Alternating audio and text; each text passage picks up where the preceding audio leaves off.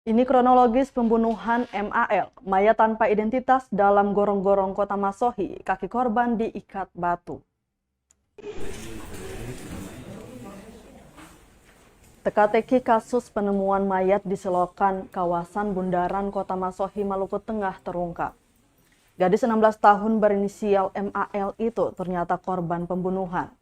Dua pelaku RS berusia 22 tahun dan IPT berusia 34 tahun telah diringkus aparat Polres Maluku Tengah. Kapolres Malteng AKBP Abdul Ghafur dalam keterangan persnya menjelaskan, kasus pembunuhan itu berawal dari pesta minuman keras atau miras di Pantai Pengeringan Kota Masohi.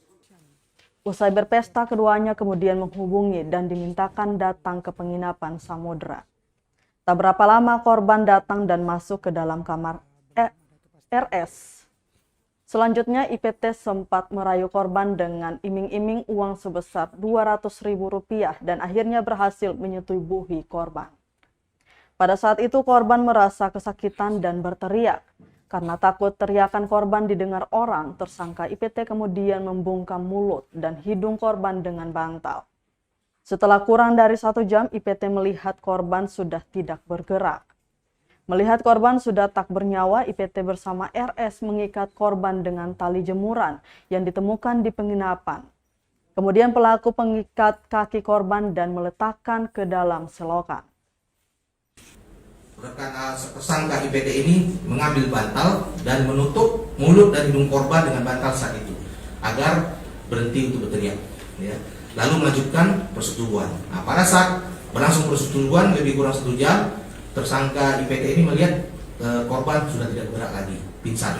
Kemudian tersangka IPT ini diam sebentar sambil menggunakan pakaiannya kembali selama 5 menit, lalu pergi keluar menemui rekannya, menurut tersangka yang pertama tadi, saudara R, ya. Nah, mengajak untuk masuk melihat perempuan, bahwa perempuan tersebut perempuan sudah seng, ada nyawa lain, itu kata-katanya, ya.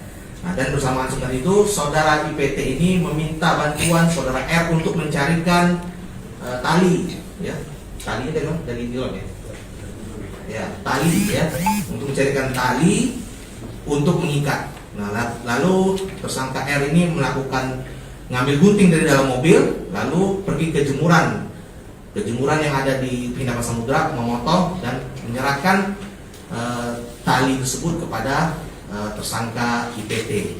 Dan setelah itu tersangka IPT menggendong mayat korban ke dalam gorong-gorong.